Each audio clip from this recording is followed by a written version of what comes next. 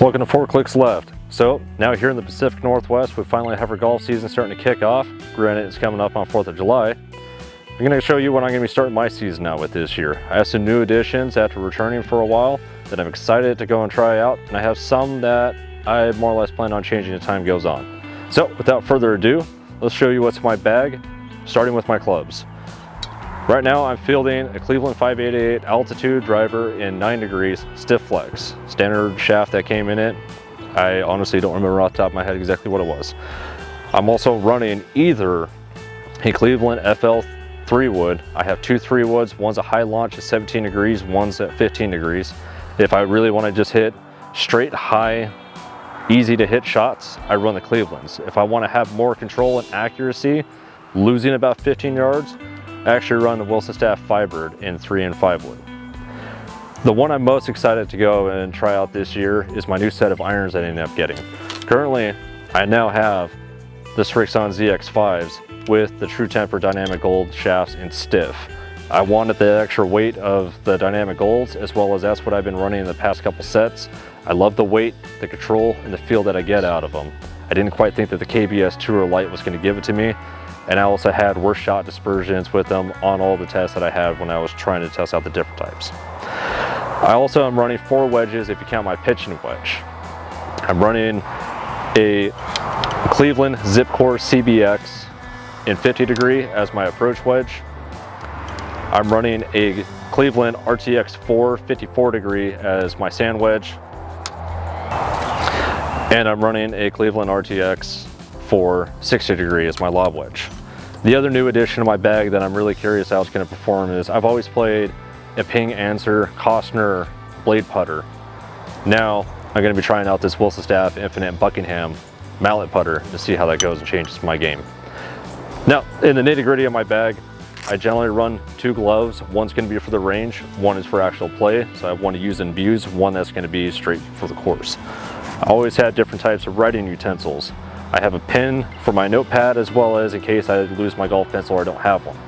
I also generally have a red Sharpie on me to go and mark my balls with. You'll never catch me in my bag without a swing weight. I always have this on to go and help loosen up or to go and overtrain before I actually hit certain shots so I can swing easier and still maintain that speed. As far as tees go, I usually play the zero friction 3 prongs because in all honesty, these are the best tees that I've ever played for durability. I don't believe they actually give you added yardages, but I still have tees that are over 10 years old that I still play today because they're just that durable. Another new addition to my bag is I have this Shot Scope Pro L2 that I'm so excited to try out because when I last was playing golf, rangefinders were 800 plus, and now that they're $150 or less, it's extremely affordable, and the fact that this actually tells you what the slope is for the difference of greens or targets that you're aiming at, it's going to take a lot of thought process out, and I'm excited to see how well this is going to work. I have my notepad. I always have a notepad with me that I keep my yardages, whether it be my carry distances or my total distances. This also tells me, after I keep track of playing, how bad I'm putting, how many putts I have, stance saves, fairways and regulations, greens and regulations. This, I could keep track of things that I need to improve on, as well as I take notes on each of the courses for yardages or things to watch out for my misses. As far as golf balls go, most of the time I'm going to be running the Wilson Staff Zips. I know that they're being discontinued. I know that they're becoming hard to find. I love these golf balls. Since they first came out the 3-piece, I have been running a Zip. These are hands down probably the best all-around performing golf balls for the price. To top it off, this basically does everything that I want and then some at a softer feel, and it definitely doesn't get affected by the wind. I know it's a little bit shorter off the tee, mostly because I have 100+ mile-an-hour swing speed. I think it balloons out a little bit, but generally this is a great ball. If I'm actually trying to be a bit more accurate, precise, or I'm in the middle of a tournament, I'll play the Srixon Z-Star XB.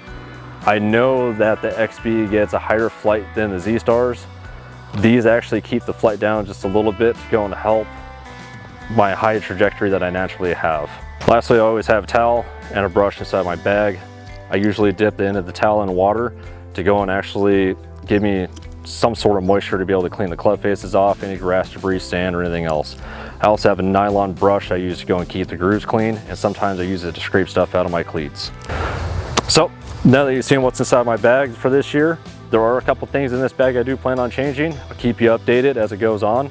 Honestly, I'm planning on changing my drive route. I can't stand this thing. But tell me what's inside your bag. If you like this video, please like, subscribe, comment down below what you're playing.